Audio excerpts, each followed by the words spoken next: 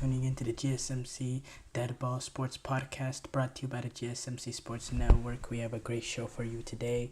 We will be covering the Commanders-Eagles Thursday Night Football game tomorrow. We'll discuss the Anthony Richardson situation as he returns as a starting quarterback of the Indianapolis Colts. The Klay Thompson's return to Golden State. We'll discuss that as the Warriors beat the Mavericks with Steph Curry's late show yet again. We'll discuss the Aaron Rodgers comments on potentially coming back in 2025 on his weekly edition on the Pat McAfee show. And please stick around for the end of the show. I'll be giving you some of my this segment, I'm going to talk about the USA Jamaica Nations League preview for the Nations League tie coming up. Mauricio Pochettino's first competitive game since becoming manager of the U.S. men's national team. So I'm going to discuss that one there. If we start off, if you have a question during the show, we want to hear it. Your input is a big part of what makes this show successful, and we thrive on your energies and insights. Whether it's a quick comment, a thoughtful question, or an opinion you just have to share, please don't hesitate to drop it in the chat. And if you want to make absolutely sure your message stands out and gets featured on the show, there's an easy way to do that. Just use the super chat button at the bottom of the chat box to send in your super chat. This guarantees that super chat gets on the air, and it's also a fantastic way to support our channel. We really rely on your support to keep bringing in the sports content you love, and we appreciate every bit of it. So go ahead and let us know what you're thinking. Hit that super chat button, and let's keep the show as interactive and exciting as possible. And if you prefer, you can always go to the gsmcpodcast.net to tip, donate, or leave a comment or question there.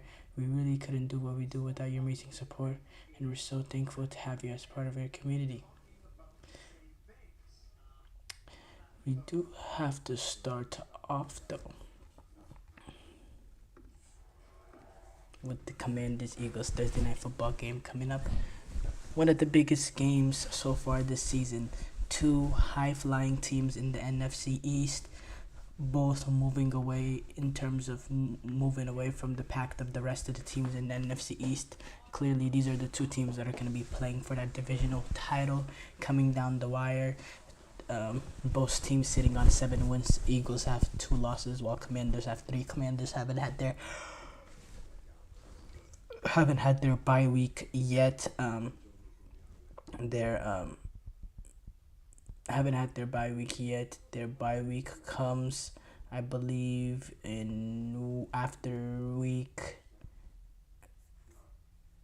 comes in a few weeks. It comes after week 13 or 14 or something of that sort. And look, the Commanders, they've been high-flying this season, being under their new head coach, new quarterback, rookie quarterback, first year head coach at the Commanders. Dan Quinn is a coach who's experienced as a head coach in the NFL. He's made a Super Bowl. He's coached the Falcons team that's had multiple seasons where they won playoff games.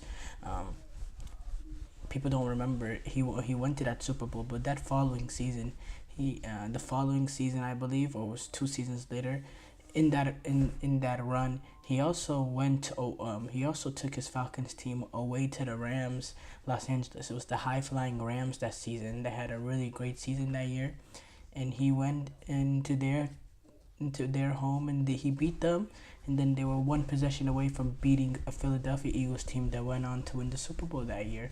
So Dan Quinn has proven that he can coach football at the highest level, that he can coach competitive teams in the biggest of stages. And now he is the head coach of this Commanders team. He's brought in Cliff Kingsbury. That's revolutionized what this Commanders offense has looked like compared to the past. Now, obviously, in the past they haven't had a legitimate franchise quarterback. Now they get in a guy like Jaden Daniels, and he has been excelling at the highest of level. Jaden Daniels has been running away with Rookie of the Year, in my opinion. Thrown for about 2,147 yards, has 9 touchdowns on the year, only thrown 2 interceptions, has a 68% completion percentage as well, with 101 quarterback or passer rating. That will work. That will work, and that will get you winning football, especially when when you're surrounded by. And I have to say, this Washington Commanders team is not a super array of talent by any means. I think they have some, I think they have some very, very good pieces in there, like, like like a Terry McLaurin on offense, like a, who am I,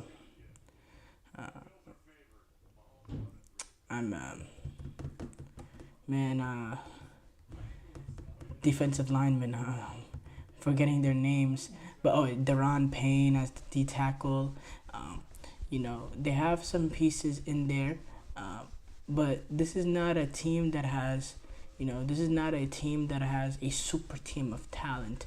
They have some good quality players, but it's a combination of Jaden Daniels, these good pieces that they have, and the excellent coaching that makes this team what it is.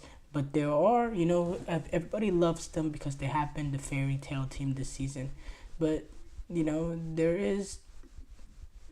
is ways that they can be attacked. That secondary had some issues. That's why they went out and got Marshon Lattimore. I believe Marshon Lattimore can change it because I still think he has some good football in him.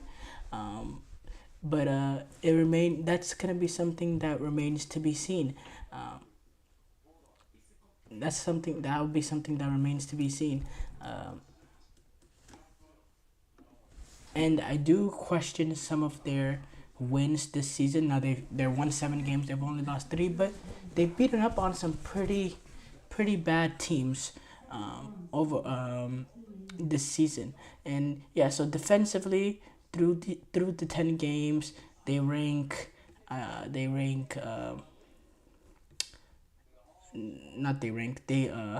they allow 21.7 points a game.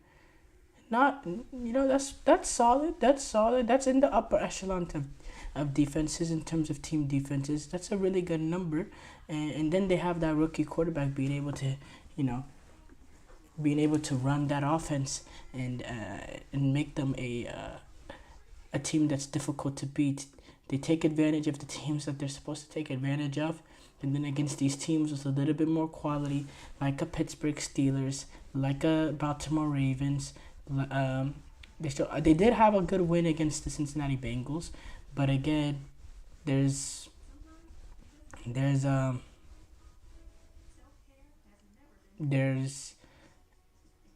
that was back when Cincinnati were really at their lowest. They were 0-2 at that point. Or they were 0-3 at that. Yeah, 0-2 at that point. That loss made them 0-3. They did destroy the Cardinals, who are now looking like a good team. We didn't know it at that time, but now they're 6-4. They did destroy the Cardinals, absolutely destroy them, 42-14. But no, I'm looking forward to this Eagles team. This is a real good test for them. It's an NFC East battle as well, which is gonna make it even more juicy. This Philadelphia Eagles team has looked absolutely elite this season, and the crazy thing about it is we were questioning this team extremely after their slow, sluggish start. They had that game in Brazil where, it was a weird game. They got the victory. Then they had that narrow loss to Atlanta, the Saquon game.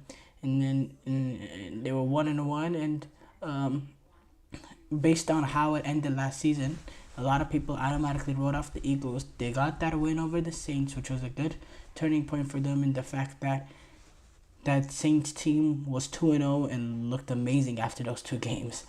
They went on to lose 7 straight after that, but at that point, we thought that was a really good win. Then the Buccaneers, just collapse happened against the Buccaneers where they got absolutely destroyed. But then they had the bye week, and the bye week came at the right time, and they started peeling off wins. they were they were not that great, not that impressive against the Browns. Against the Giants, they managed to win 28-3, but I wasn't really that impressed. Then you started seeing that Bengals game. That was, my opinion, their most impressive win of the season. Going away to Cincinnati in the dominant fashion that they did it, how balanced that they were. This Philadelphia Eagles team, number one, they're getting back to they're getting back to being more balanced, which allows Jalen Hurts to pick and choose his moments to push the ball downfield. Because when you're able to be more balanced, when you have a consistent run game with Saquon Barkley, who's had a tremendous season up to this point, despite dropping one game, despite dropping away a game. When you have that balanced offense, it allows Jalen Hurts to periodically push the ball down the field to Devontae Smith, to A.J. Brown. It opens up the offense when you have a consistent run game, and you have a run game that you can be relying upon on the play call sheet. There's been times in the past that the Eagles have almost neglected the run, and Jalen Hurts is a really, really good quarterback. But part of what makes him special is the fact that he could take advantage of loaded boxes, and he can take advantage of those one-on-one matchups, and he can be a runner himself when need be. I think the Eagles have got back to that identity of where they were in the Super Bowl, of being balanced. They're playing some really good defense as well. I believe in the last since that bye week, they're allowing less than 20 points per game. They're allowing I believe what is the number? I know it's less than 20 points per game. I had it written down. I can't find it. But they're playing some good defense now. They haven't gone up against the best of quarterbacks. They played Deshaun Watson. They played Daniel Jones. They played Trevor Lawrence, and then they played Cooper Rush. They did have that one game against Joe Burrow in which Joe Burrow had a solid game, but they were able to limit what that Cincinnati Bengals team could do. They limited Jamar Chase to 9 receptions for 54 yards. That will work. And I think Eagles have found themselves to be very, very balanced once again. So overall, in this one, I think the fact that Eagles have that experience, they've been in those big moments, and they've won NFC East, and they've been to the Super Bowl, I think that will give them the slight advantage in this one with the pressures of any NFC East showdown battle. And also, I need to see a little bit more from the Commanders in terms of the big game, the big victory. Yes, they beat the Cincinnati Bengals like Philadelphia did as well, but the other teams that they faced off that have the pedigree, the quality to beat them, the Tampa Bay Buccaneers in Week 1, the Pittsburgh Steelers, they were able to do them. They were able to get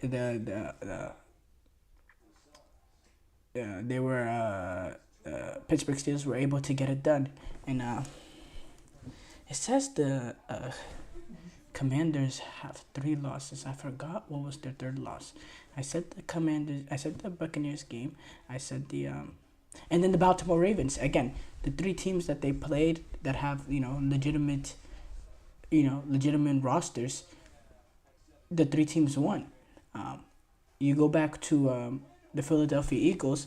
Yes, Philadelphia as well. They've been taking advantage of bad football teams, but they've proven over this recent pedigree, over the Nick Sirianni timeline, whether you want to give them the credit or not, that they have the ability within the team to get those big wins against the big teams.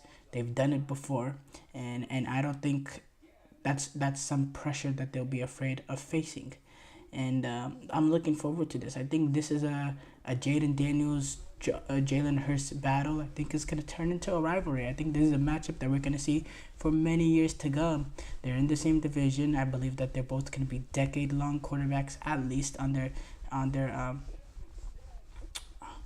their respective teams, obviously barring any injuries or anything catastrophic or anything like that. So I'm really looking forward, to my opinion, a part 1 of a amazing series that we're about to get. I think this has the potential to be that next rivalry, and you don't see many really good interdivisional rivalries in terms of quarterbacks. We see the Tom Brady, Peyton Mannings, we see the Russell Wilson, Cam Newtons, all that. But we thought Russell Wilson and Colin Kaepernick could be that, but we didn't get that much. We didn't get that longevity. I am really looking forward to this. I think this has the potential to be a great quarterback rivalry and team rivalry, the interdivisional rivalry. So I look forward to part one. Show break here coming up. When we come back, we will react to Anthony Richardson returning as the Colts starter. I feel like I'm losing my mind. Is everybody in the world blind? Please, Lord, give me a sign, a sign. I feel like I'm losing my mind. Is everybody in the world blind? Please, Lord, give me a sign, a sign. I wanna be the greatest. Everybody on the fake shit. I look around and feel like everybody is the fakest. I make this every day and I'm impatient, hoping one day I blow up from the basement. Statement, the top is so vacant. I don't hear shit that I think is amazing. Waiting for my day when I'm playing sold out shows for 1,000 faces. Hey, give me that crown, get in my way and to be put down. It ain't your place, all this my town. If I want that shit, then I'll get it right now. I'm losing it, the noose it fits, I'm losing shit. A stupid myth, you choose to live or choose to dip. You choose to fight or lose your grip and lose a gift. I feel like I'm losing my mind. Is everybody in the world blind? Please, Lord, give me a sign, a sign. I feel like I'm losing my mind. Is everybody in the world blind?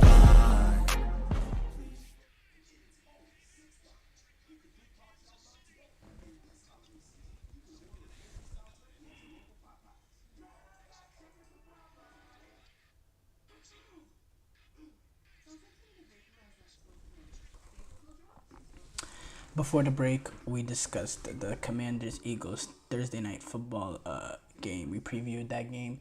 We move on to discuss Anthony Richardson. He has returned as the starting quarterback for the Indianapolis Colts. He was benched 2 weeks ago in favor of Joe Flacco. After a disappointing performance against the Houston Texans, and that controversial play where he I'm not even going to try to say that word that I was trying to say, where he tried to tap out, or he did tap out for a play, and there's a lot of speculation that had something to do with him being benched. Now, obviously, the Indianapolis Colts vehemently, and specifically Shane Steichen vehemently denied that notion. But to be honest, the only people that will ever truly know is them. But that series of events ended up leading to his benching, and up came Joe Flacco. And Joe Flacco came in after leading the Indianapolis Colts to a couple victories earlier this season, against some good teams as well, or against one good team in the Steelers, and he also had a really good game against the Titans as well, where they were able to get another victory. Shane Steichen, he decided to make a switch after going 4-4, and it was a move at that time that I thought could do the Indianapolis Colts some good, because if you looked at it, up to that point they were 4-4. All 4 games that they lost, number one, was with Anthony Richardson as the quarterback at that point, right? And every single game that they lost was a 1-possession game. So they're 4-4, but every game that they're losing is a 1-possession game. So there's some room for improvement there. And then you want to analyze Anthony Richardson's performances. They've been garbage. They have been garbage. He has a you look at the statistics he has this season. His completion percentage is 44%. That is one of the worst in the history in the NFL for how many passes he's thrown up to that point. I don't have the exact stat, but that is a historically terrible statistic right there. 44.4 passer rating. He's thrown for 958 yards in those 8 games. He has 4 touchdowns, 7 interceptions, 57.2. To say he was struggling was a massive understatement. And despite his performances in those games, despite him having 50% completion at the Packers, 50% completion versus the Bears, 31% completion at Houston, 41% completion percentage against the Dolphins, despite those lackluster performances and poor quarterback play, they're in all of those games. They're losing to the Bears. They're only not Bears. They're only losing to the Packers by 6 points. They're only losing to the Texans in 2 games by a combined 5 points in 2 games. One game they lost by 2. The other game they lost by 3. They're only losing to the Miami Dolphins by no, not Miami Dolphins. What was the other game that they lost under him? So they lost to the Packers, they lost to the Texans twice, and then they lost to... Actually, no. They lost 3 games with Anthony Richardson. The other game that they lost was with Joe Flacco, where the Colts defense unexplainably conceded 37 points to the Jaguars. Oh, Anthony Richardson did get 1 win. The 1 win that he got, he only managed 16 points, and he beat Tyler Huntley and Miami Dolphins, who scored 10. But yeah, they've been 1-3, and you're thinking about it. This Indianapolis team was talent, and they were a drop away from making the playoffs last season. So to expect them to make the playoffs again this season is not that high. It's not that high of expectation. And you're looking at it. You're Shane Steichen. You're 4-4. Why don't we bring Joe Flacco back into the mix? Because he just gives us a better chance to win now. Well, you put him in there, and you lose 2 straight games against the Vikings and the Bills. Against the Vikings, he doesn't play terribly, 180 yards, 1 interception, 16 of 27. They only managed to score 13 points. Can't really get the ball moving against the Brian Flores defense that's been absolutely elite this season. And then they lose to the Buffalo Bills, in which he, goes 26 for 25 and has 272 yards and 2 touchdowns. But he throws 3 interceptions. That's the thing with Joe Flacco. Even last season, when he was coming in for the Browns, he did throw a lot of interceptions. He will gamble, and they ended up losing that game 30-20. And to be honest, they were never really, they were in it, but they were never really in it. You never believed that they were going to be able to get that victory, and now the Colts being at 4-6, which I still don't think is a horrible position to be in. I still think you're not even, I wouldn't even say it's an outside shot. I still think you have a legitimate shot at that 7th seed. Yeah.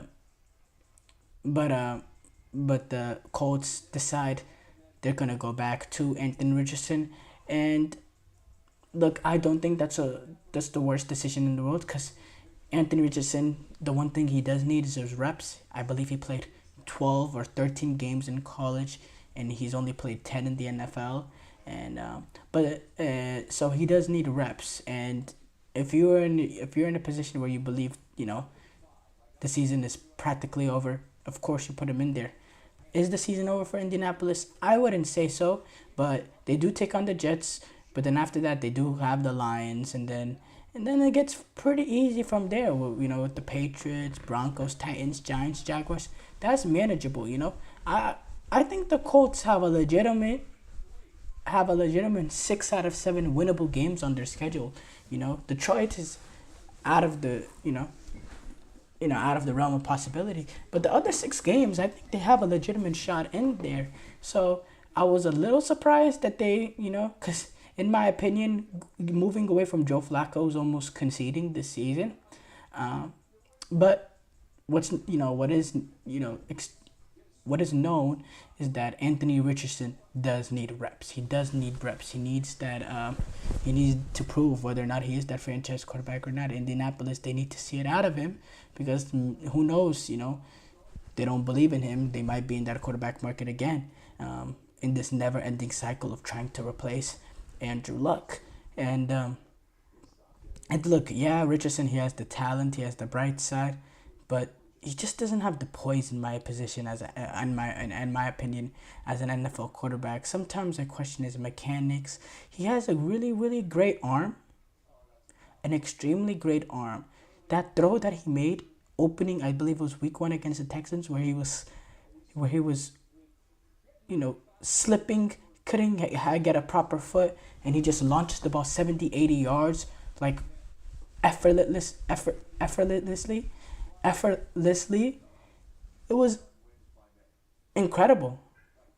And he makes those throws, Then he goes where he just you put him in shotgun, and he's struggling to read a basic defense and go through the progressions like a basic NFL quarterback would. And it's there's a big high ceiling, but there's an extremely low floor as well. There was a stat line, actually. It was during that Texans game. I believe he was something like 2 of 15, but he had 98 yards and a touchdown. It really defined Anthony Richardson in one stat line, and right there. At that point in the game, obviously, he didn't finish that Texans game with that stat line, but there was a period in that Texans game where he was like 2 of 15, but he had 92 yards and a touchdown. It was a great representation of, the inconsistencies and the fact that Anthony Richardson does have extremely high ceiling but extremely low floor. Short break here coming up. When we come back, we'll react to Clay's return to Golden State as the Warriors beat the Mavericks. Looking for your daily fix of sports talk without having to pay for it? GSMC Sports Network is available on YouTube. Just search GSMC Sports Network. Get your fix of daily sports talk shows on YouTube, absolutely free. NFL, college football, NBA, MLB, MMA, UFC, fantasy football, and so much more.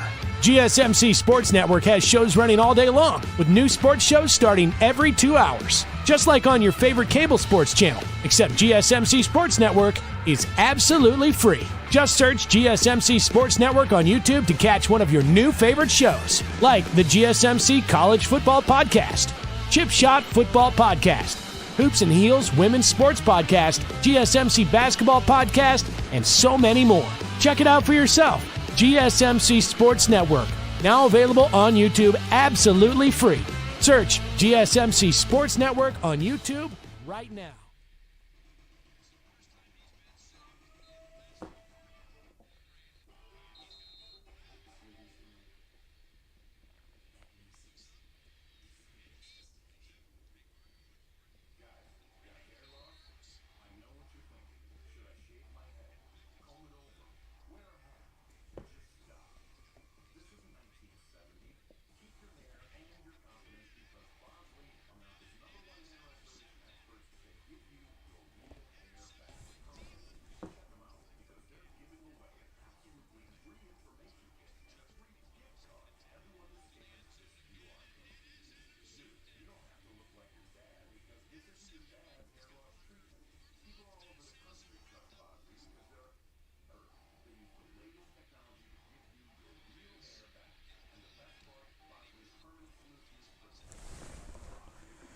Before the break, we discussed Anthony Richardson returning as the Colts starter.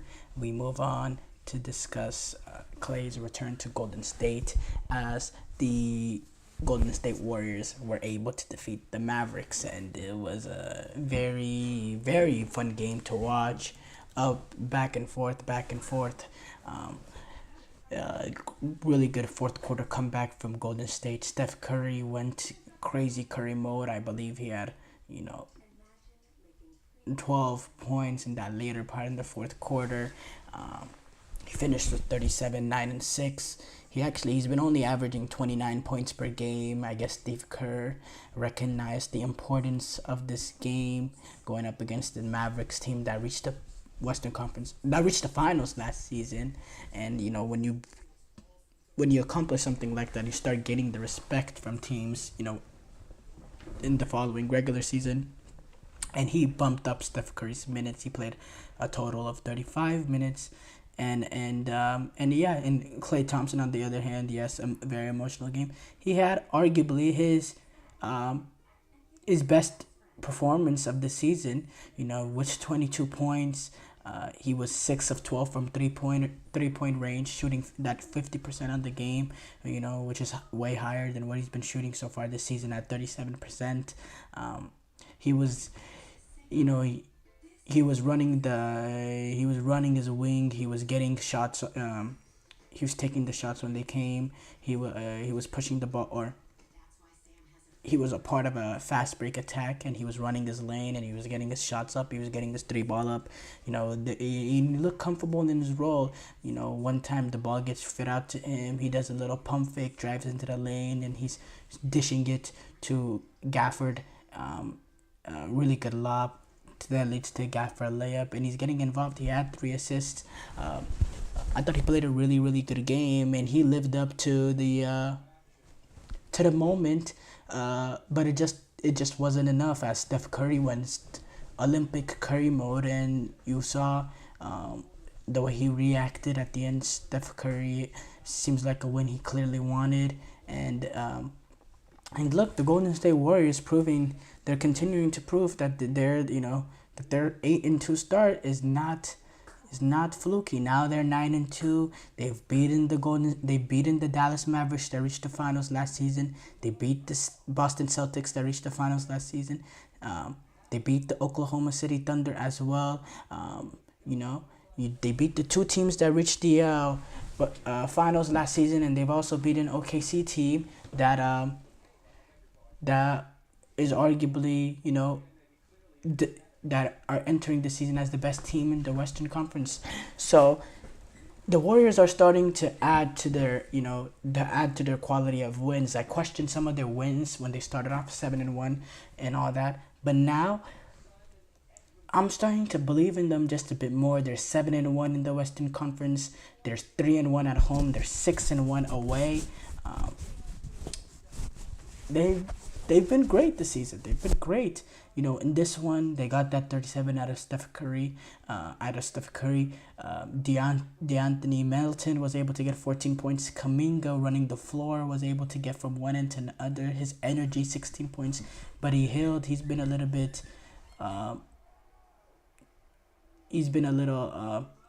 in the last few games, hasn't been at his best, but he was back. He got 14 points. Despite him only shooting 2 for 8 for 3-point lane, he found other ways to get a bucket. He was 6 from 13 in the field, despite going 2 of 8 from the 3-point lane. And if Buddy Hield can figure out a way to be effective, even when his shot is not going down, that gives the Warriors an extra outlet. That's just it. It's hard for me to think that they're not legitimate contenders again. Now, they're not reaching the finals. And to say they're reaching the Western Conference Finals might be a little irresponsible as well. But this is a team, definitely, you're a team like the Denver Nuggets, you're a team like the Los Angeles Lakers, you're a team like the Oklahoma City Thunder, like, the Phoenix Suns and how good that they've looked this season. You'd be slightly concerned about the Golden State Warriors. You should be slightly concerned about the Golden State Warriors because they're playing some really, really good some really, really good basketball. They're moving the ball. They're moving the ball quickly. They're hitting shots. They have a good balance of being able to push the floor and also have a good half-court offense in the way how quickly that they move the ball, and then they have their moments where they can push the ball with Jonathan Kuminga and get to the basket. They have different ways that they attack. They can go small as well. They can bring in GP2 and they can go a bit more small. They did that against Oklahoma City Thunder when Chet Holmgren got injured. They have different ways that they can attack teams. They're defensively back to their elite ways. And the thing with Golden State is, every time they have had a legitimate team, the defense has to be top par. It needs to be in the top 5. They're as a unit, they're all locked in defensively. They're all bought in, and they're right now they're ranked 3rd or 4th in terms of team defensive rating in the NBA. That will work. As far as the Dallas Mavericks, 5-6, and look, I thought last year's run to the finals was a bit not fluky, but I didn't believe in it. I didn't think that this is like the start of something special with this Dallas Mavericks team. And I think through these first 11 games, I've already proven correct that I don't think that Dallas Mavericks team will sniff the NBA Finals again this season. I think, in fact, they have a better chance of being in the play-in than going back to the finals. I really do. Look, Kyrie Irving, he had a really good season last year, but still, let's not mask over the fact that Kyrie does not take over games the way he did back in his Cavaliers day. This is a different Kyrie from that. It's still an efficient Kyrie, 25 points per game this season on 54% shooting. His 3-point percentage this season has been ridiculous, 54.1. That is bound to go down.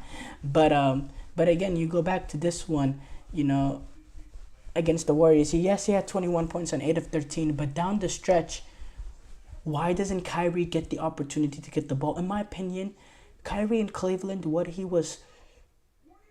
he was looked upon, like what he was really praised upon, was his clutch ability, his extreme clutchness. But Luka has the majority of the ball down the stretch, and Luka's decision making down the stretch this season has been very, very questionable. Some of the shot choices, sometimes he's just hanging the ball too much, trying to do too much, and I think Kyrie's almost a little bit lack of, not saying lack of personality, I believe he has personality, but lack of, just give me the ball, I'm gonna do it. You know what I'm talking about? That is affecting how the Mavericks are right now, because in my opinion, Kyrie should have a lot more of the opportunity to have the ball late in games than what we're seeing. I think him and Luka should be able to split 50-50. It's not been 50-50. I don't know what the usage rates are exactly in these clutch situations, in these 2-minute situations, but you're watching it, you're seeing the eye test. So Luka's having the ball in majority of the time, and you're seeing bad decision making game in, game out from this Mavericks team, and they're just missing that something that that this team doesn't have that last year do. I can't really put word to it right now. I have to say I can't really break it down exactly, but there's something about this Mavericks team that's off, and for me, they are definitely not in a legitimate contender out of the Western Conference to reach the finals this season. I think Golden State is a better team than them. I think the way Phoenix has been playing, I think Phoenix is a better team than them. The way that they look now, being managed by Mike Budenholzer, I think OKC is a much better team than them. Denver, I want to see a little bit more from Denver. I think the Lakers are a better team than them as well. I think Grizzlies are also, Grizzlies and Mavericks, I think they're about in the same realm. 5-6 through 11 games, sitting 12th in the Western Conference. They have a lot to work on. There's a lot for this Dallas Mavericks team to work on, and yeah, I'm very, very interested to see how they fix their issues, how Jason Kidd fixes the issues that this team is currently facing. Short break here coming up, and when we come back, we'll react to Roger's comments on potentially coming back for 2025.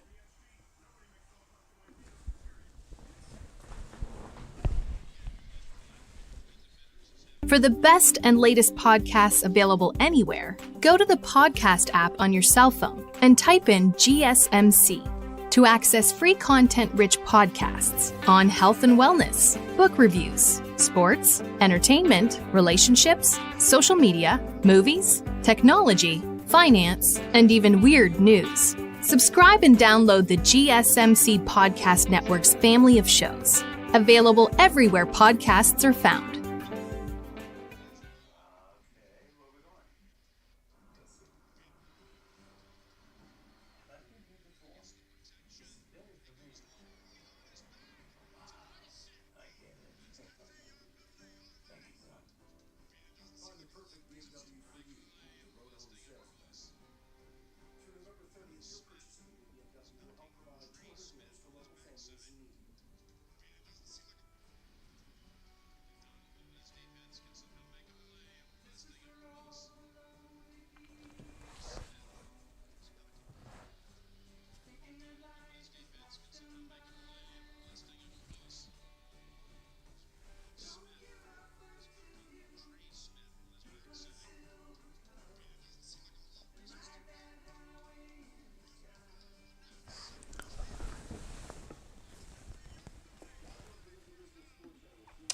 before the break, we discussed Clay's return to Golden State as the Warriors were able to defeat the Dallas Mavericks. We move on to discuss Aaron Rodgers' comments. So Aaron Rodgers, we know he has his weekly edition of popping on the Pat McAfee show where he gives us, his thoughts on the week. I guess he does it all the time. And this time around, when discussing potentially playing in 2025, we know Aaron Rodgers. He has his moments where he's can be very, very. What's the word? Can have some very, very headline generating quotes where he, is like halfway in, halfway out. He did it year in, year out, going back to the Green Bay days where he'd give comments where he was, where he leave the door open for anything, we'll see. I'll have to talk to this, I'll do this, I'll do that, I'll see how I'm feeling, blah, blah, blah. I think this is one of his more straightforward answers in where he says, I think so, yeah. Compared to what we've heard in the past when he's been discussing about his future, this is about as more straightforward. He goes, he's planning to play in 2025. I think so, yeah. I think that's about as straightforward as I've heard comments come from Aaron Rodgers. Rodgers said last offseason actually, that he plans or that he hopes to play 2 or 3 or even 4 more years.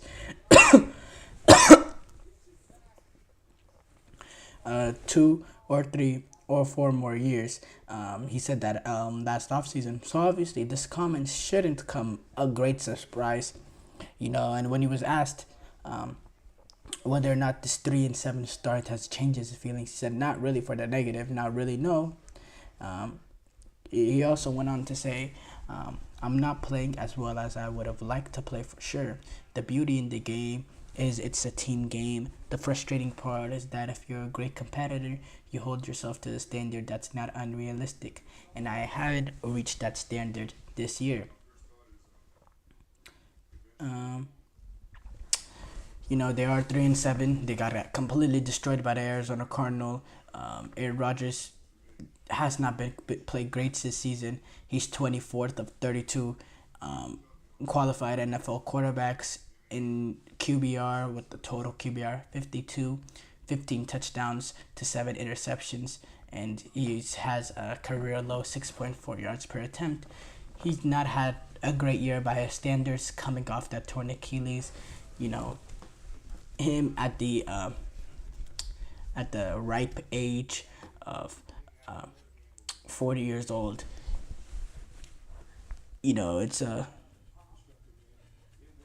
It's difficult. Oh, actually, I want to correct myself, regarding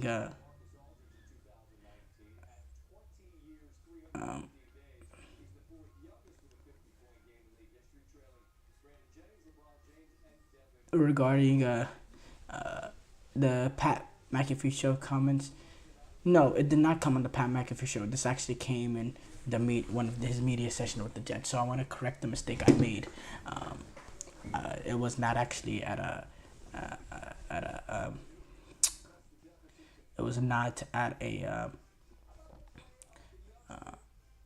the Pat McAfee show.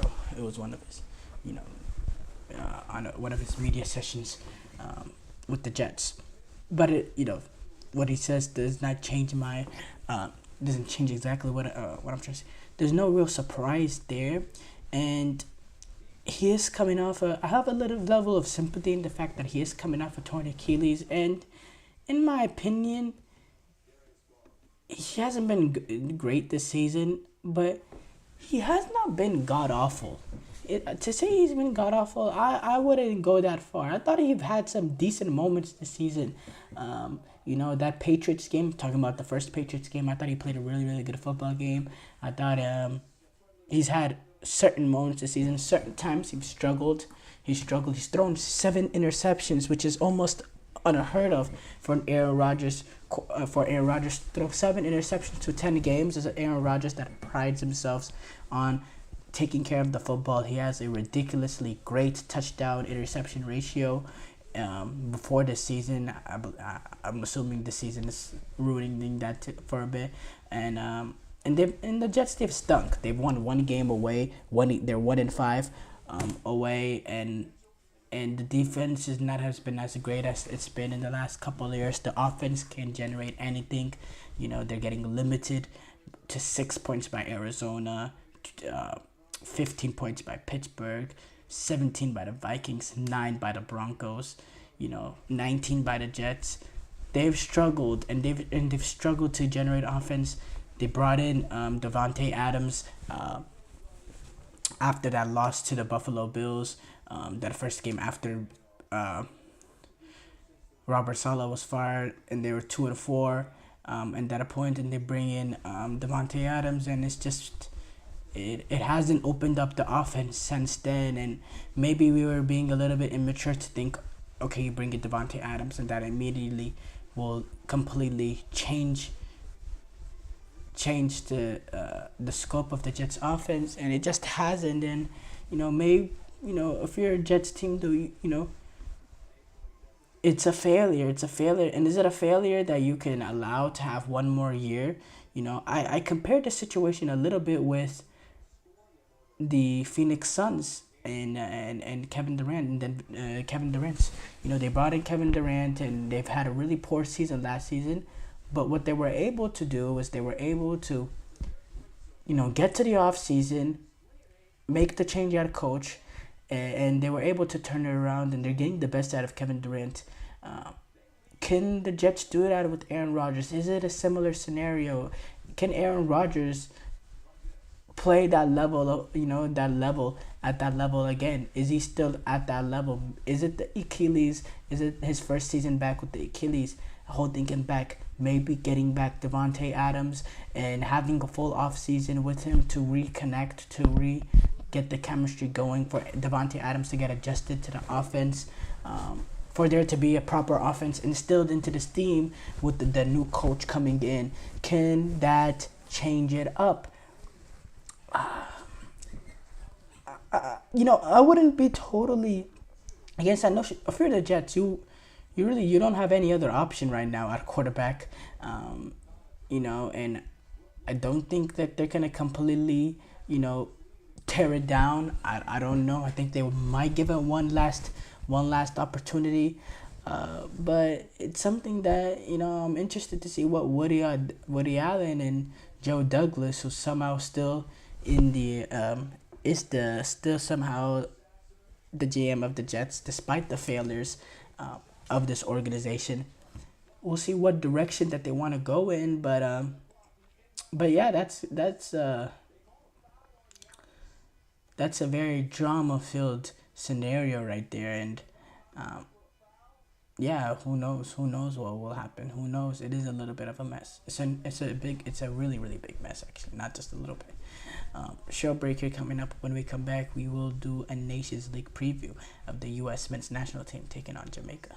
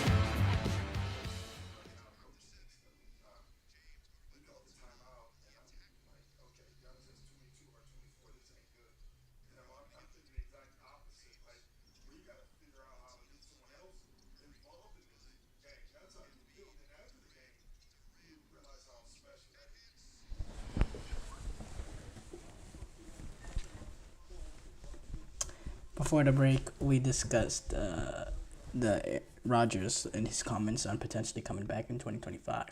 We move on to do a preview of the U.S. men's national team taking on Jamaica tomorrow in the Nations League. That game will be the first leg of the quarterfinal. The Nations League has a quarterfinal now,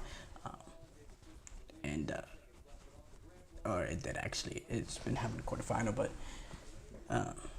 this is a big one with Pochettino, his first competitive game, managing for the U.S. men's national team, and it will be an interesting one. The game will be played at the National Stadium, Independence Park in Jamaica. Very, very difficult stadium to play in, as any CONCACAF team will tell you. Going away to Jamaica is never an easy task, and you're playing your first leg away.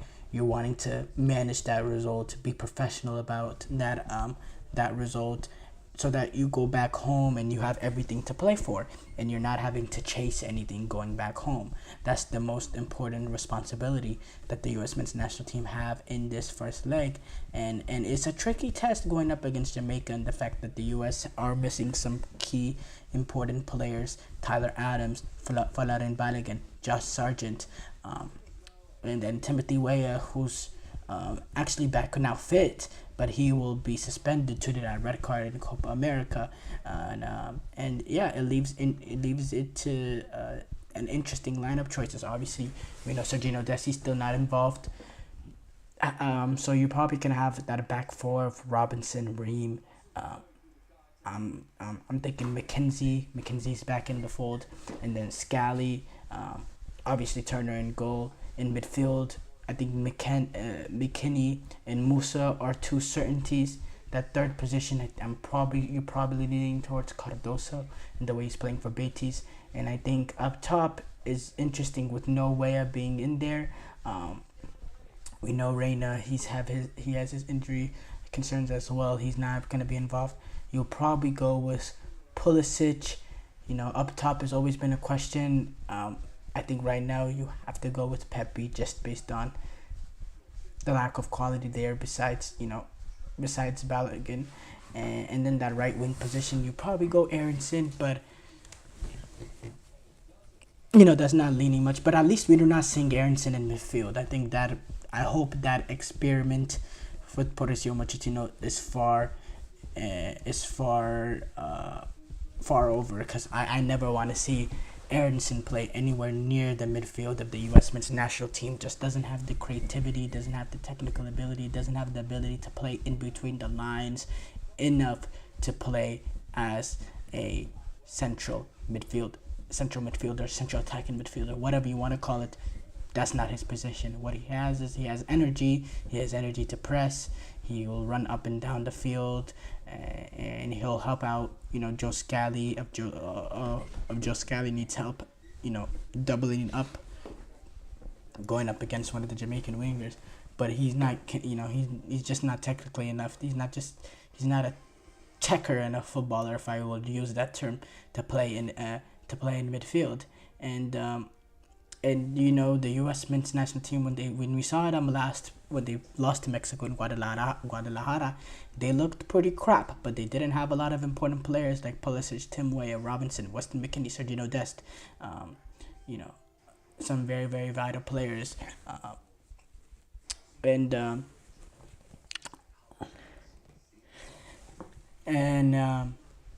so this is gonna be important, and I think Pochettino will treat this important because it is a competitive game, and I want to see who's gonna step up and attack with Balogun not being there. Who next to Pulisic who besides Pulisic will be able to step up and attack, and then defensively, if we continue to see them, try to play out at the back. Can we limit the mistakes? Are we able to handle playing out of the pressure? How does McKinney, Cardoso, and Musa fit together? Can that midfield work? Is that a midfield that can go look forward, that looks good moving forward? Because if you're thinking about it, I think if we can get the best out of Cardoso, I think that midfield works better than the midfield of Tyler Adams, McKinney, and Musa, because we get that little bit more. We get a little bit of a different style of play in Cardoso that I think complements better with McKinney and Musa than what Tyler Adams does. Because Tyler Adams, he is a worksman, he's a perfect holding midfielder in terms of he'll be able to cover holes for fullbacks going forward, but and he can drop in between the center halves and help them defend. But when he's on the ball and when he's trying to be the regista, trying to compose and dictate tempo, that's far away from his game. I think Johnny Cardoso, in a way, can do that. Sometimes he has turned the ball over in midfield playing for the U.S. He had that horrible game, I believe it was against Colombia, where the bad moments can come. But I think in terms of being able to be technically gifted in there as a 6, I think he gives us the best quality in that department. And I think that balances well with Weston McKennie, who is somebody that will run in between the lines, that will make late runs and be a factor, that can get on the ball and push it forward. Musa, similar attributes, but Musa and McKennie, they don't have that ability that I believe Johnny Cardoso has in midfield, and Tyler Adams certainly doesn't have that. So I think if Cardoso can step up to that level of a Tyler Adams in terms of consistency, I think this midfield of McKennie, Musa, Cardoso actually complements each other better, and it is a more quality of a midfield going forward than Tyler Adams being in there, even with Tyler Adams fully fit, which we don't even know if we'll ever get Tyler Adams fully fit, because you're starting to ask if not when. It's because it's been a very, very long time now with Tyler Adams. This injury concerns are turning more into concerns. It's over and over and over again. As far as Jamaica, we know what they are and we know what they're not. We saw them at the Copa America. They had their moments, but again, they struggled to develop a consistency in terms of being able to be dominant. They lost all 3 games in Copa America. They had some okay moments against Mexico. I thought against Ecuador, I thought they played solid in certain aspects of it, but again, they didn't have the quality to make them pay. And then against Venezuela, I thought it was a really embarrassing performance thereon, where they got completely done in the counter, with moments from Venezuela. But as far as Jamaica, they have a quality in them in terms of, the Mikel Antonios and them.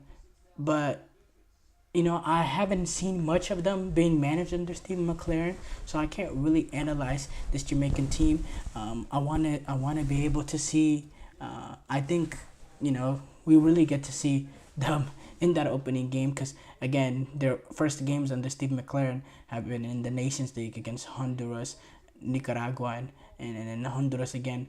I'd be lying to you if I said I watched those games. I did not watch those games. They also played Cuba as well. So I need to see a little bit more before I can compliment on them. What I can say about this Jamaican team is there's quality in that team with Damari Gray, Mikel Antonio,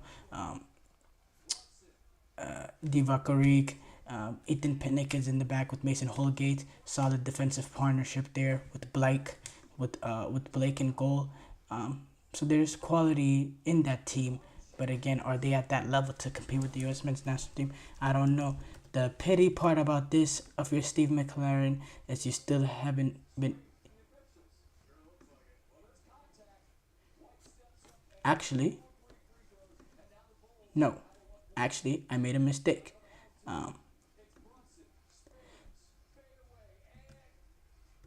Leon Bailey is back for playing for Jamaica. I thought he didn't end his exile. It seems like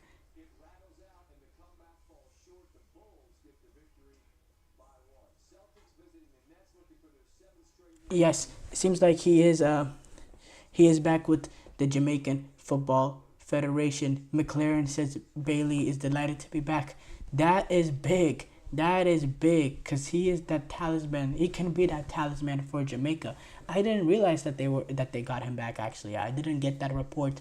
So that will be a big factor as well. Him, depending on what side lining up, if he's lining up on that left-hand side going up against Joe Scally, I think is very, very important for Brendan Aronson, as I was saying, to help Joe Scally double up. So, yeah, this is a big one. This is a big one. Now, obviously, Mauricio Pochettino, he's managing way bigger games in CONCACAF Nation League quarterfinals. So, you know, he'll be able to be up for it. But for this USMNT team, I'm looking forward to this one. I have a little bit of slight optimism because of the fact that we're now being managed by a real manager, and yeah, I'm looking forward to this, absolutely. Short break here. Thank you for tuning into the GSMC Dead Ball Sports Podcast, brought to you by the GSMC Sports Network. Your support means a lot to us, so please remember to subscribe to the show and leave a positive review. It really does make a difference. We also invite you to follow us on Facebook, Twitter, TikTok, and Instagram for more content and updates. So thank you once again, and have a wonderful, wonderful day.